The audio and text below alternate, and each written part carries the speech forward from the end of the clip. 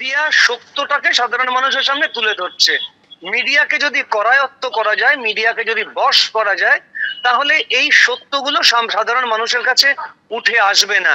এই মুহূর্তে মিডিয়া হলো সফট টার্গেট, কারণ মিডিয়ার হাতে অন্য অস্ত্র নেই। তো মিডিয়ার ছেলেমেয়েরা তো আন্দোলন করবে না, ধর্ণা দেবে না, কাজেই তাদের ভয় দেখাও।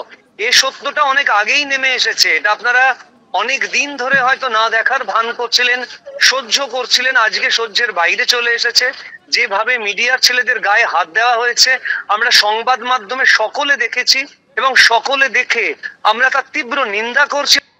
আমি একবার বিশ্বনাথ চক্রবর্তীর কাছে এখানে আসবো। বিশ্বনাথ দা, 6টার শোতে আমি আপনার সঙ্গে ছিলাম এবং আপনি বলছিলেন আপনি আশা করবেন, আশাবাদী ছিলেন যে এই অনুষ্ঠান শেষে মুখ্যমন্ত্রী বা শিক্ষামন্ত্রী উদ্যোগী হবেন এবং তারপরে গিয়ে পরিস্থিতি সামলানোর চেষ্টা করবেন। আমি বলছি আপনার কথা ফলেছে ঠিকই, একটা অ্যাকশন কিন্তু রাষ্ট্রের তরফে দেখা গিয়েছে। সেইটা হচ্ছে মুখ্যমন্ত্রী যাননি, কিন্তু তিনি তার পুলিশকে সম্ভবত তিনি নির্দেশ দিয়েছেন এবং তারপরে পুলিশকে অ্যাকশনে দেখা যাচ্ছে। যে ভূমিকা দেখা গেছিল ডিআই অফিসে, আজকে তো রক্ত পর্যন্ত ঝরলো, মেরে মাথা ফাটিয়ে দেওয়া হলো বিশ্বনাথ দা।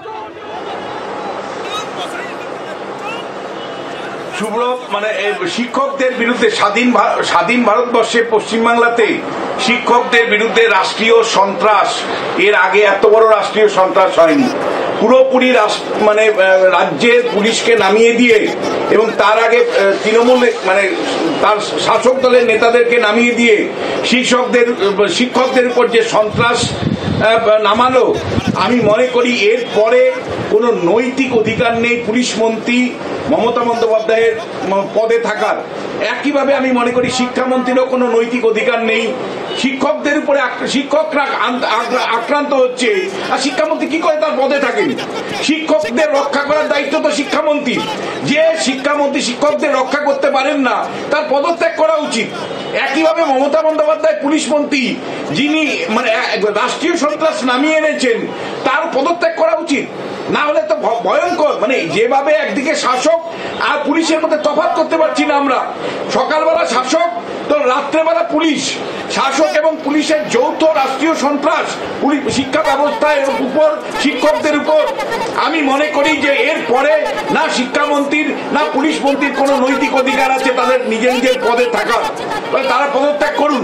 এবং দ্বিতীয় যে বিষয়টা, আপনারা এই শিক্ষকদের টাকার মানে বহু শিক্ষকদের টাকার বিনিময়ে চাকরি দিয়েছেন এবং আপনাদের মানে আপনাদের নেতাদের অভিলাষ, আপনাদের মানে আপনাদের লোক মেটাতে গিয়ে লাখ লাখ টাকা দিয়ে যারা চাকরি নিয়েছিল, তাদের জন্য আজকে যোগ্য শিক্ষকদের রাস্তায় নামতে হয়েছে। একেবারে আমি বলছি এই ছবিগুলো প্রতীকী ছবি হয়ে থাকবে যে হাউ হাউ করে কাঁদছেন যোগ্য শিক্ষকরা, মাথা ফেটে গল গল করে রক্ত বেরোচ্ছে এবং পরিস্থিতির সময়ের সঙ্গে কোনো রকম উন্নতি লক্ষ্য করা যাচ্ছে না। এই মুহূর্তের ছবি কৃষ্ণেন্দু অধিকারীকে বলবো তুলে ধরার জন্য। দেখাও কৃষ্ণেন্দু।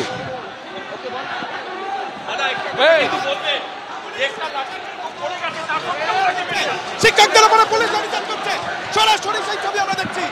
প্রথমত তো ভাই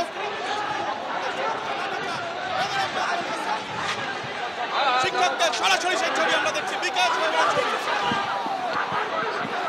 দেখো, হ্যাঁ দেখো, বিকাশ ভবনের সামনে যে ছবিটা দেখা যাচ্ছে বীরপুঙ্গব পুলিশের শুধু অত্যাচারের কাহিনী, অত্যাচারের ছবি।